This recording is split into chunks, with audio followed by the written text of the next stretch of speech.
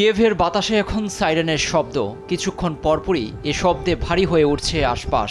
এটি এক ধরনের বিমান হামলার সতর্ক সংকেত। শত্রুপক্ষ রাশিয়া ইউক্রেনীয় ভূখণ্ডে যে কোনো সময় প্রতিশোধমূলক হামলা চালাতে পারে এমন শঙ্কা থেকেই এ প্রস্তুতি নিয়েছে জেলেনস্কির প্রশাসন।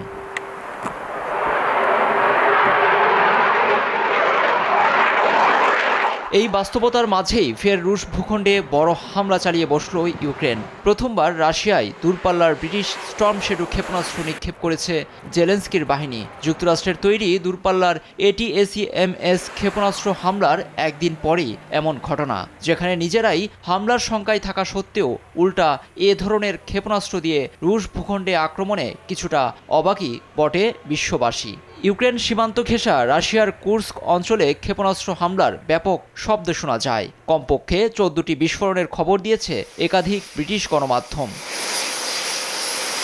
রুশ হামলার শঙ্কায় কিয়েভে সাময়িক সময়ের জন্য বন্ধ মার্কিন দূতাবাস পুনরায় খুলেছে। বুধবার বন্ধ করে দেওয়া হয়েছিল স্পেন, গ্রিস সহ আরও কয়েকটি দূতাবাস। ধারণা করা হচ্ছে ক্ষমতা হস্তান্তরের আগে ইউক্রেন রাশিয়ার পরিস্থিতিকে জটিল করে তুলছেন প্রেসিডেন্ট বাইডেন, কারণ এই যুদ্ধ বন্ধের প্রতিশ্রুতি দিয়েছেন নির্বাচিত প্রেসিডেন্ট ট্রাম্প।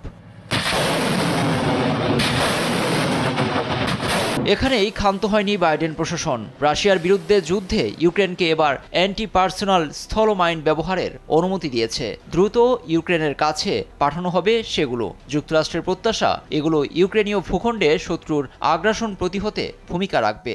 রাশিয়ায় প্রতিদিন 30,000 শেল ইউক্রেনের দিকে ছুটছে বলে দাবি জেলেনস্কির প্রতিরক্ষা বাহিনীর, যা কড়াই গণ্ডায় ফিরিয়ে দেওয়ার হুঙ্কার দিয়েছে দেশটি।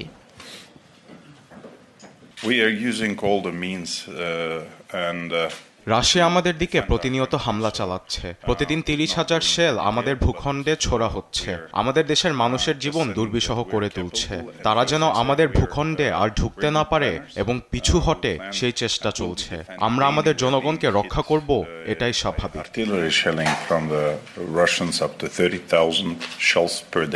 পশ্চিমা সহায়তায় ইউক্রেনের হামলার কেমন জবাব হবে পুতিনের, তা এখন দেখার বিষয়। লুৎফর কবির, নিউজ ডেস্ক, দেশ টিভি।